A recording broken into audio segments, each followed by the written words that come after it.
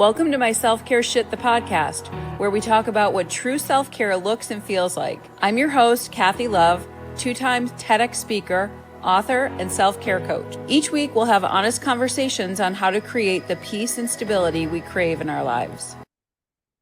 My guest today is Coach Andy Riise, a retired U.S. Army officer turned mental performance and leadership coach. He is also the podcast host of Skull Sessions, the art and science of kicking ass between your ears. And I am so excited to have this conversation today. I'm so excited to have you on this podcast today, Andy. I love getting to know you through the Outlier Project over the last few years. We've learned so much from you as one of our top advisors. And every time you talk, everything that you say always brings me back to the topic of self-care and how fascinating it is to me how they're connected. What you're talking about, the people that you're talking to, it's not what I expected, I'll say, from you. Right. And that's why I love it even more and why I wanted to have you on here for people to hear about self-care in a way that they may not be have heard about before. So can you tell us a little bit about what you do and how that connects? Yeah, absolutely. I mean, thank you for having me, Kathy. I mean, it's you're a rock star. I mean, you're really the backbone behind the Outlier Project, and you make it go. And I just always appreciate getting to know you as well too. And I want to say congratulations on your first grandbaby, Thank and you. I just want to celebrate you and share that gratitude with your audience here. But yeah, what I do, so I'm a retired Army officer turned mental performance and leadership coach, and so.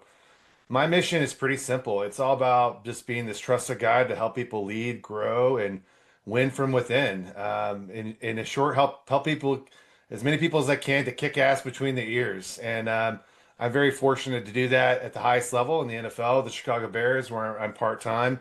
And so I also do that in higher education, where I'm a professor at Sam Houston State University, and I'm also teaching now. This is new. You probably didn't know this at San Diego University for integrative studies, and then also through just speaking as well too, where I work with my consulting business, becoming a professional speaker, where I talk about this idea of mental fitness and fighting to win the war from within. And so, we can unpack that to more as well as we go along here too. But that's the mission. I've always been a service-oriented person, and to me, that's what how a life is measured. And I'm just really driven by that mission and this vision to help what I call democratize and normalize mental fitness. And we could talk more about what that means. Well, I love the fact that you talk about what happens between the ears Yep. because it Yep. is an inside job when people are looking to Yeah. improve in any area of their Right. lives. We can always look to coaches, we can look for resources, but it is really Yeah. that skill of Right. training what's happening in our minds. Yeah, and I think that I mean not everybody like aligns Kathy's doing like being like an athlete. I think even if you don't identify with being an athlete and you don't have an athletic background, what I've learned is that everyone can train like an athlete. And athletes are very deliberate and intentional about how they train their body, about how they train their trade craft, about how they work together as a team. But also, most importantly, what I found in my experience in the military and sports and just leadership and business is that you got to train your mind like your body, your team, and your craft, because it really can become the decisive edge that not only helps you perform better and be more resilient and navigate challenge, change, and adversity that's inevitable in life. But if you're a person who aspires to be a leader or who is a leader, you've got to lead yourself first. If you're a coach, you've got to coach yourself first. And so it's really, the mental part of training really is an inside out process. And I think that's where you and I align in this idea of self-care. So self-care really starts with understanding what resources you have available internal to yourself and external to yourself. From my side standpoint, that's the psychological side of training. So for me, it's really about how do you train yourself and ultimately how do you train others through these things called psychological skills that come from different disciplines. So, do you find that so you're working with athletes as Yes, ma'am. well as leaders Yep. and applying the same principles, Yep. right? And is there a is there a common is there a common need or ask that they're Right. coming to you with? Yeah, generally people come to you. I think of me as like a couple different ideas. Like one in athletics, like people look at me as like the strength and conditioning coach or the personal trainer for your brain, right? But really, what I am, like in general terms, is like another way a metaphor is like I'm like a mental mechanic, right? And so you think about human beings, we're kind of driving around in life, and we got these check engine lights that pop up, and those check engine lights can mean a lot of things. It could be something routine, then everyday things like, an oil change. Maybe you got a low tire, or it could be big things, right? But the reality, but we don't have that heads up display and that dashboard, right? So a lot of people, what they do is, like most people these days, is like, hey, you pop the hood, I have no idea what I'm looking at, which is a lot different than 50 years ago when we could actually, actually maintain our cars. So what ends up happening, most people think, they just ignore it and they blow through it until something bad really compounds when it happens too. So they don't spend a lot of time doing that regular maintenance that's required, which what you talk about in self-care. So when that happens, like people usually come to me for two reasons. One is they have a problem that needs to be fixed, right? So we need to solve a problem. So they're mentally stuck. Maybe they're in survival mode. Maybe they're barely getting by, and or maybe they realize they want to level up, which is probably less frequent now because just where we're at in society is that most people, what I really like to do is to soup up their engine, is to be able to provide them the resources, the training, the process, the systems to be able to then they can actually apply it to themselves. They'll get mental skills training to help actually soup up their engine. So those are the two reasons. Like, as a mental mechanic, I can either address the problem to fix things, remove mental barriers, but ultimately, like whether they come to me, whatever the check engine light is, when I diagnose it, which is like a bad word, I guess, because I'm not a clinician, but I am a certified mechanic. And so, hey, if it's a really bad issue that's beyond my scope, I can refer them to a licensed clinician and go to another. So just like if you go to a regular mechanic and you have a transmission issue or a brake issue, they're going to send you to a specialist. That's what I have the ability to do.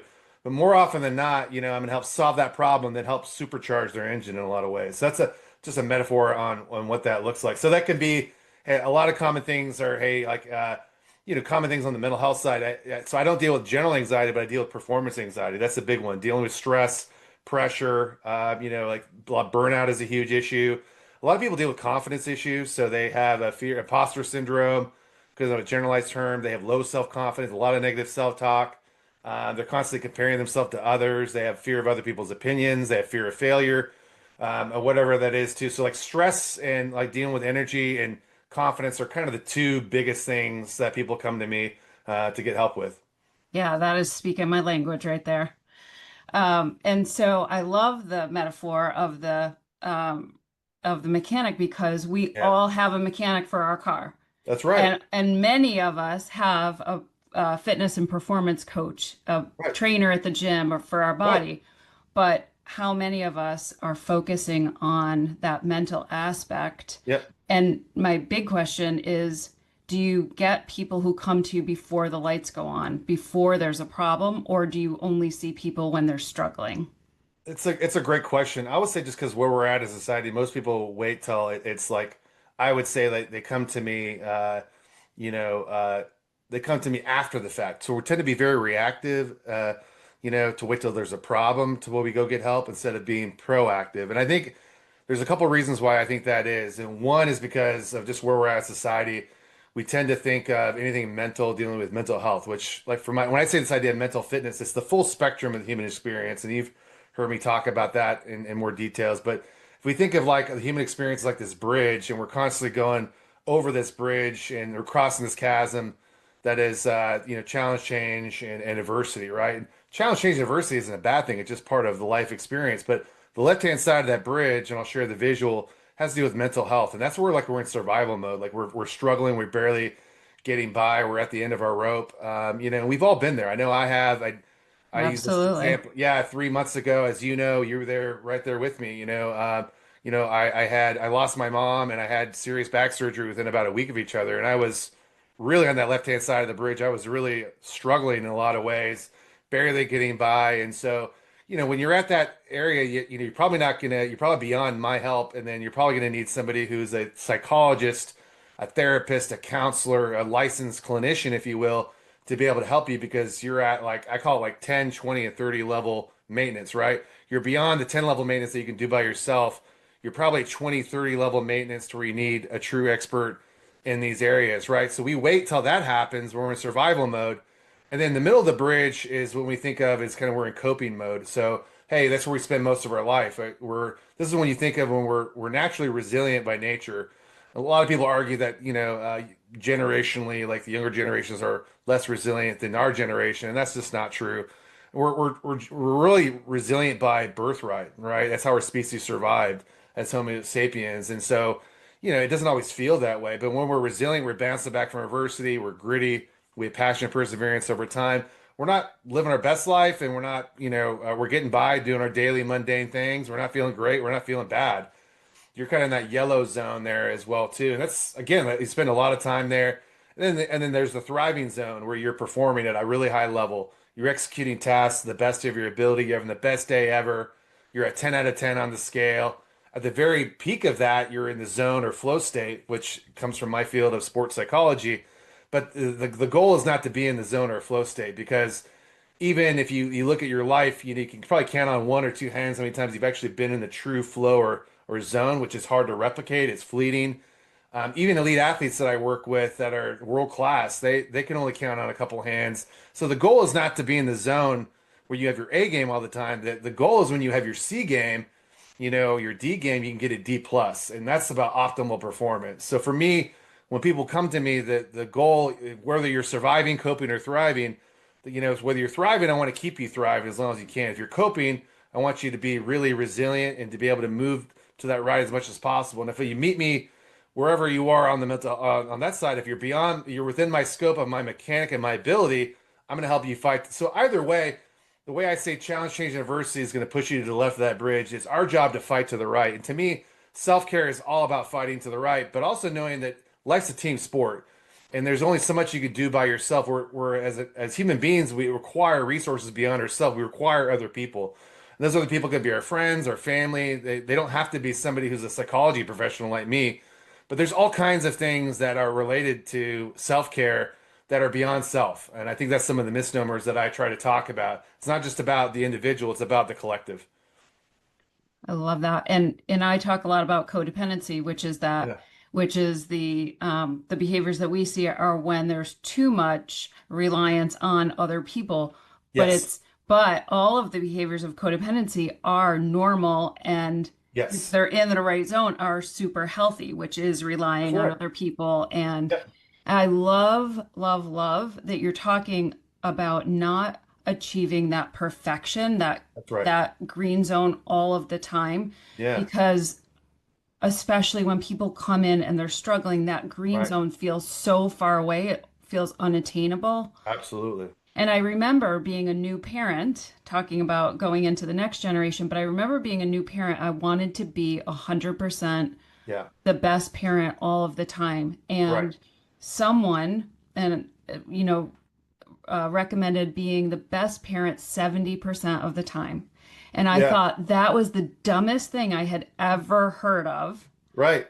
until time went on. And I realized if I was at 70%, I was doing really well, That's really good. Yeah, and you know? part of my background was in baseball, and being in baseball was really perspective to it gave me this important perspective about life because it's a game built on failure, and I feel like life is a game built on failure, and this is why baseball is like America's pastime. I think football is America's passion. That's what but like it's if you think about it, a baseball player, they get a batter, say, he every 10 at bats, he's going to strike out at least three, probably more times than that too. But if that's a 30% success rate, 30% success rate in any other industry, you would be complete failure. You'd be fired, you'd quit, but that's Hall of Fame numbers over the course of a career, right? And so I think I always put that in perspective, right? So if I can, and again, 30%, is you reframe this idea of what success that means. So 70% and you're getting a C plus when you have your 70%, which is being a parent, which is being, a husband and a partner or in a relationship, even your day-to-day job, you're just not going to be 100%. all the time. And so, but the idea is like, how can I consistently show up, first of all, and then I could show out the best of my ability. It's like an orange, squeeze every bit of juice out of what I have, even if that's a 50%. And we've all had those days. I had a day like that on Monday. Had a long week of training camp. Just like I came home, I slept like crap. I got a late flight that got delayed, and I just was like, I just like is in the worst mood ever, right?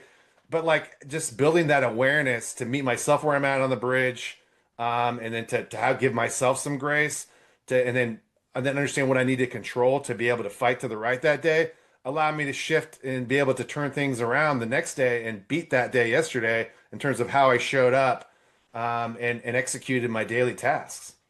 And that is the self-care, that That's what self-care is all self-awareness. about. Yeah, Yeah. self-awareness, seeing where you are, not judging it, just having learned the tools to get you closer to the Yep. right. Yeah. Yeah, 100%. And as a practitioner, like that bridge also is great because, it allows me to meet my clients wherever they're at, and then help them get to where they need to go. And I practice the check-in exercise, and that, as you know, just to highlight that, I think it's a simple thing everybody can do every day to ask yourself, okay, well, you give yourself a scale on that bridge. So I say 1 through 3 is the surviving zone, right? That's the red zone you talked about. So then you're a 4 through 7 in the coping zone, the yellow band. And then the thriving zone is like, 8 to 10, right? So anybody can do that right now. Like you can, let's you and I practice it right now too. So if you're, 1 through 10, Kathy, like where are you right now and why? What number are you? Are you surviving, coping, or thriving? What number are you and why? Today I am in the eight range. Yeah, cool, And cool. I have not been for a few weeks. I've Oh, really been, but there was a shift today. that's awesome. And I've been really digging into my own self-care and making sure I'm getting to my yoga classes There you go. and I've been working for it. It's been Yeah, hard. right. But No, that's awesome. today there was a shift. That's all. So why are you 8? You dig in a little bit deeper. Um, because I always think there's room for improvement, so I would never ever say I was a 10. Okay. Um, Yeah. and and I know, yeah, I know I've had days that are nines, even closer. Sure.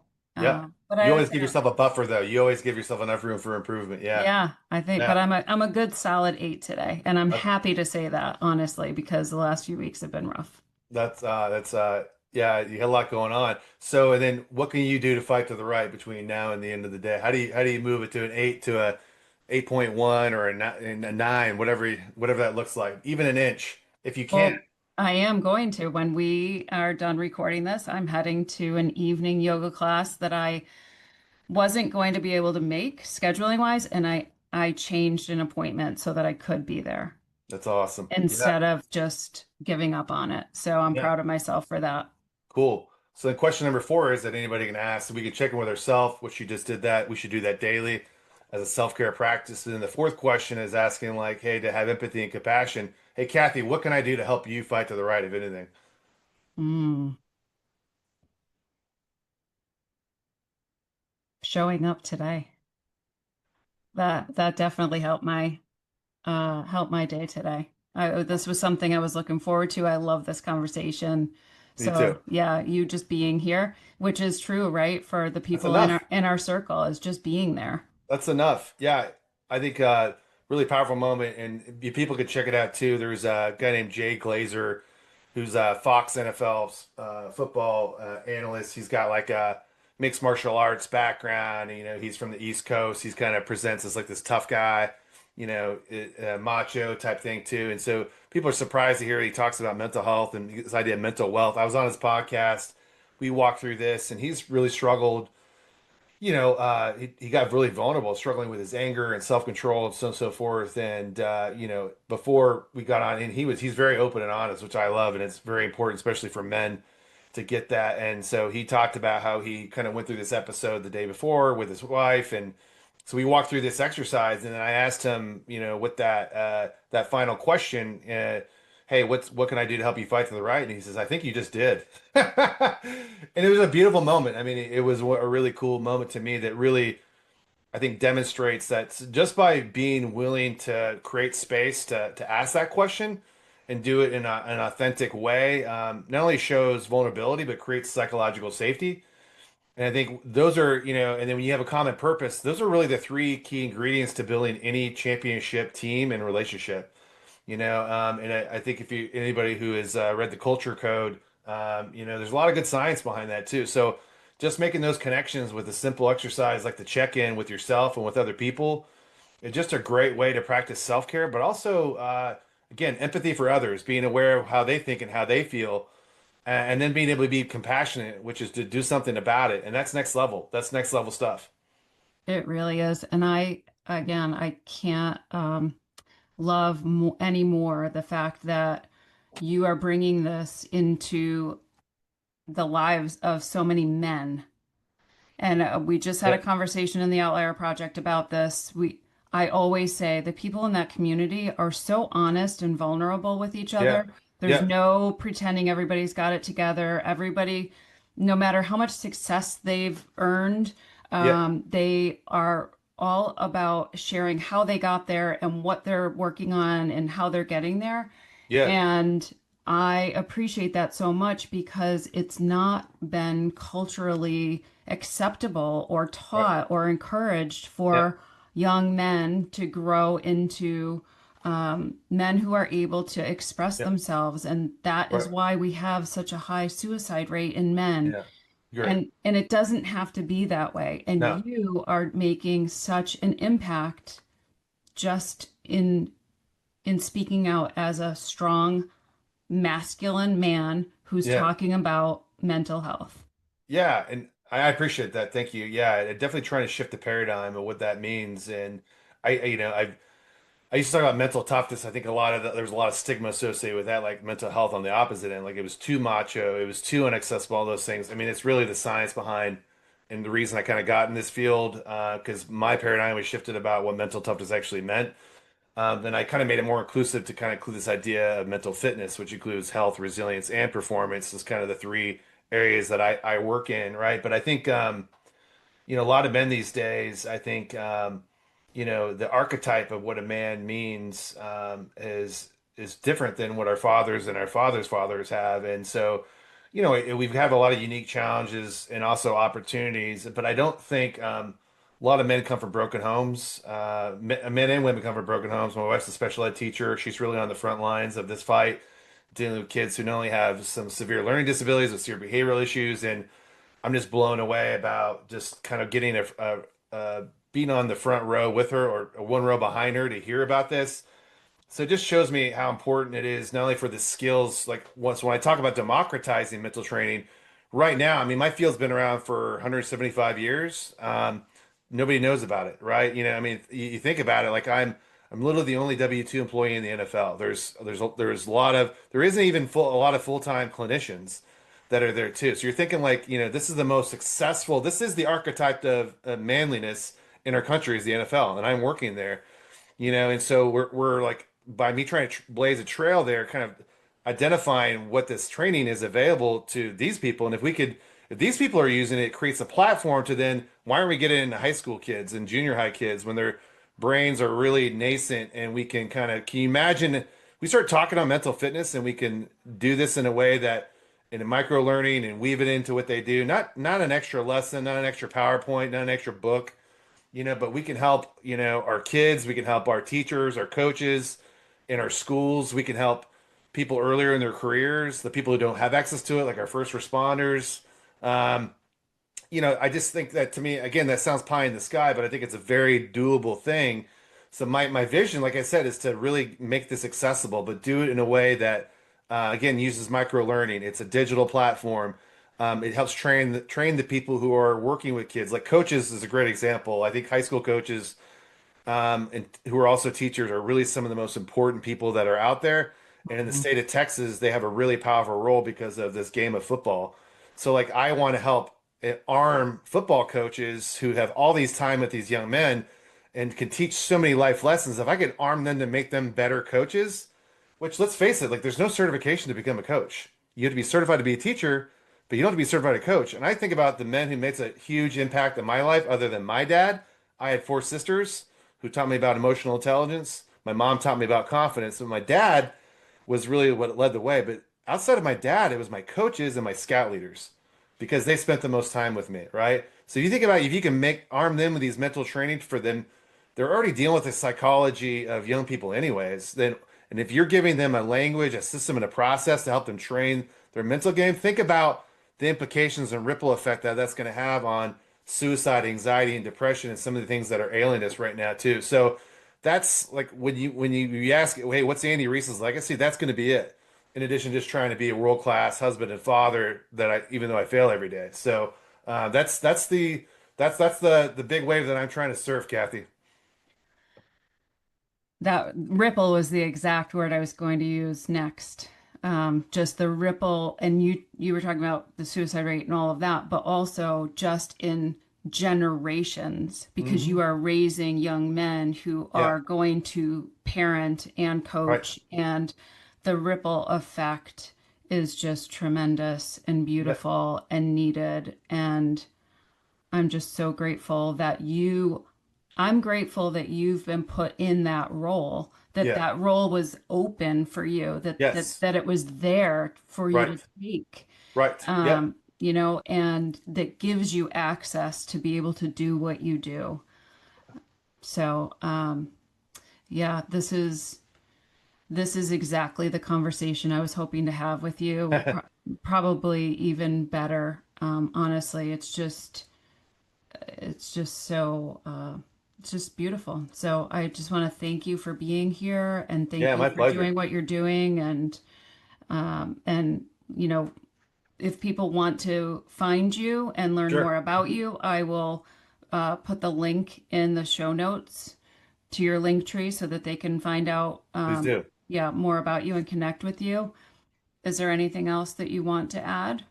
Yeah, absolutely too. And yeah, if you're, people are watching it, you're the Outlier Project, obviously join us there too. We want to plug that. I know a lot of top advisors are going to be on there as well and top members. So shout out to you guys, my fellow platypi. And then if you're interested in hiring me as a speaker for your next event, in person, virtual workshops as well, my title, my keynote speech is Rise Up, Fighting to Win the War from Within. You can check that out. That's going to be my website, my speaker website's launching soon. That's andyriise.com. That's ANDYRIISE.com. If you're interested in coaching or any of the other services, you can check me out at my other website, which is Designed to Perform.